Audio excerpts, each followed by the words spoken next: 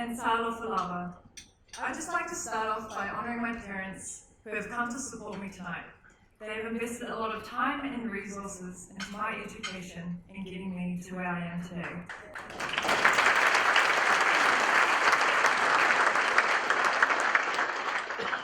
It's moments like these where I have the opportunity to talk in front of a distinguished crowd like this that I'm reminded of how blessed I am to have parents like my own.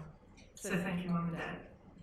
When Anne called me last week to inform me of my selection and to ask whether I wanted to talk at tonight's gala dinner, I thought, of course, why not? What law student doesn't like to hear the sound of their own voice? But then it got me thinking, what should I even talk about? Should I pull together a motivational speech that'll make out that my life is carefree?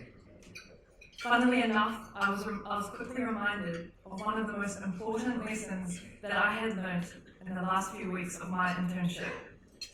Be yourself. Just be yourself. As a Pacific Island Māori woman interning at one of the Big Four, there were moments where I felt like I couldn't just simply be myself. There were times where I felt like working in a corporate environment wasn't for me. And it wasn't because of the way that other interns were treating me, but the way I saw myself in an environment where there was hardly anyone who looked like me. However, what I had learned during my internship was that if you simply be yourself and be comfortable in your own skin, you will go far. This week, I was fortunate enough to be offered a grad role at EY, and I can honestly tell you,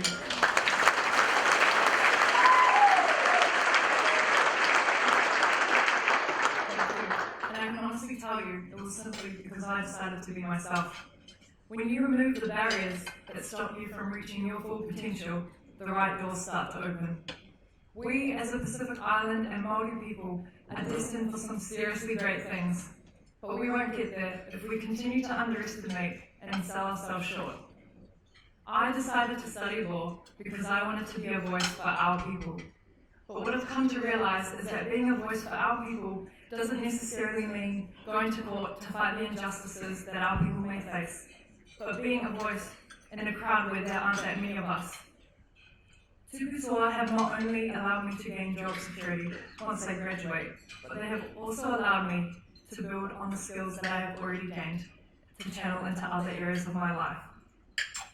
As the female president of the Pacific Island Law Student Association this year, I plan on utilising the leadership skills that I've learned during my internship by transferring them into leading this association with excellence. We are the navigators of the next generation, and it's time for us to step up and lead. To Anne, Yole, and the rest of the TupuToa team, thank you for providing me with this opportunity. Ate tai mo le awanoa.